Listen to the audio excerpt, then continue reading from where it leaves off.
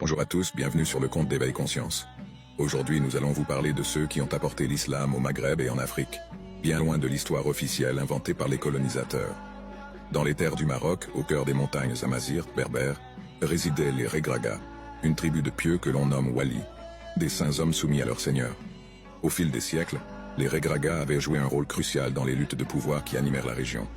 Avant même la conquête de l'Ifriqiya par les forces arabes, les Regraga, disciples de Issa Jésus, attendaient à l'arrivée d'un dernier prophète, prédite dans les textes sacrés. Une délégation de 7 saints s'était rendue pour prêter allégeance à Sidna Mohammed, le prophète de l'islam. Le prophète a spontanément compris la langue amazigh dans laquelle il parlait. Cependant, sa fille Fatima ne comprenait pas un mot de cette langue inconnue, qu'elle décrivait comme une regraga, c'est-à-dire qui bredouille.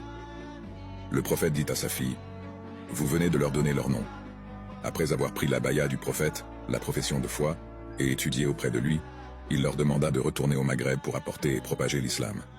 Les 7 saints ont obéi et sont retournés dans leur pays amazigh, avec l'oracle du prophète. C'est ainsi que l'islam avait trouvé ses racines au Maroc, non pas par les conquêtes arabes, comme les Occidentaux et les Saouds veulent vous le faire croire, mais par la volonté de ces saints hommes qui embrassèrent la foi du successeur du dépôt confié par le Créateur. À travers les âges, les Regraga avaient été les gardiens de la tradition, mais aussi les protecteurs des pouvoirs en place. Ils avaient soutenu les Idrissides, les Almoravides, les Almohades, et bien d'autres dynasties, utilisant leur position de descendants du prophète par la baya, ce lien direct avec le prophète Mohammed, pour asseoir leur légitimité. Leur loyauté n'était pas aveugle, et ils n'hésitaient pas à se dresser contre ceux qui menacèrent la paix sur leur terre. Les siècles passèrent, mais l'esprit des Regraga demeurait inchangé. Même face à l'occupation portugaise, française et espagnole, ils restaient unis, lançant des razzias pour défendre leurs terres contre les envahisseurs. Leur réputation de guerriers redoutables était connue de tous, mais c'était surtout leur connexion profonde avec la spiritualité qui impressionnait.